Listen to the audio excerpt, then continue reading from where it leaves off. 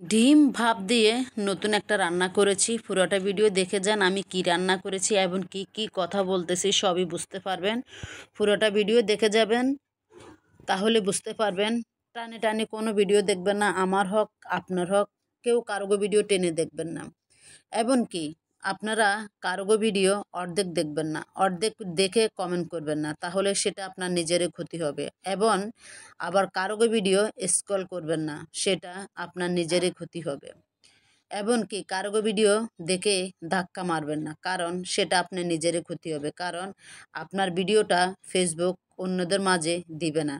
আপনি যার ভিডিওটা ধাক্কা মেরেছেন তার সামনে আপনার ভিডিওটা যাবে না। এটাই সত্যি কথা, এটাই সত্যি কথা। আপনি মানুন বা নাই মানুন, এটাই সত্যি কথা। তবে তো যে বললাম ভাপ দিয়ে ডিম রান্না করেছি, তবে কিভাবে ভাপ দিচ্ছি সেটা দেখেন।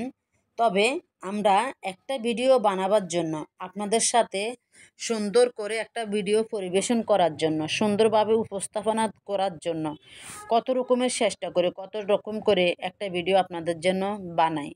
সেই ভিডিওটা যদি আপনারা সুন্দরভাবে না দেখেন, সুন্দরভাবে একটা মন্তব্য রেখে না যান, সেখানে আর ভালো লাগে না, সেখানে আর ভালো লাগে না, সত্যি বলছি। তবে ভিডিওটা দেখে যান, ভালো লাগলে শেয়ার করে দিবেন, এই ছোট বোনটাকে আপনাদের পাশে রাখবেন।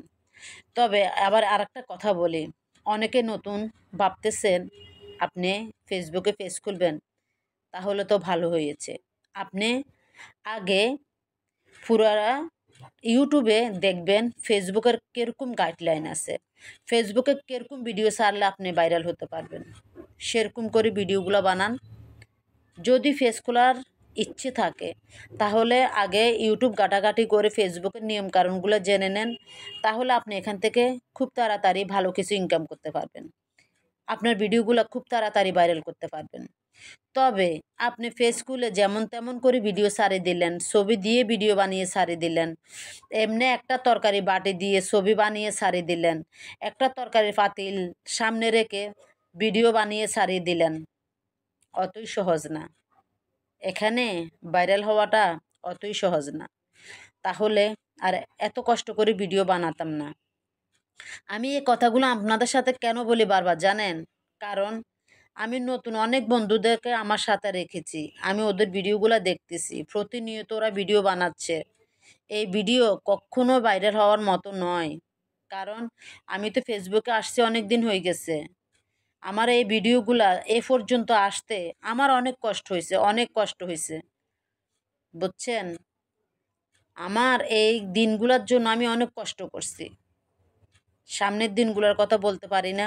ফেসবুক মামা আমার ভাগ্যে কী রেখেছে, উপর আল্লাহ আমার ভাগ্যে কী রেখেছে সেটা আল্লাহই ভালো জানে। তবে যাই হোক, ডিম রান্নাটা কেমন হয়েছে, আমার ভিডিওটা কেমন হয়েছে, সম্পূর্ণ আমার কমেন্ট বক্সে জানাই যাবেন। আমার কথাগুলো কেমন বলেছি সেগুলোও জানাই যাবেন। আপনাদের জন্য অনেক অনেক ভালোবাসা এমনকি দোয়া দুটোই থাকবে। আপনার জন্য, আপনাদের সবার জন্য অনেক অনেক ভালোবাসা অবিরাম। সবাই পাশে থাকবেন। আল্লাহ হাফেজ।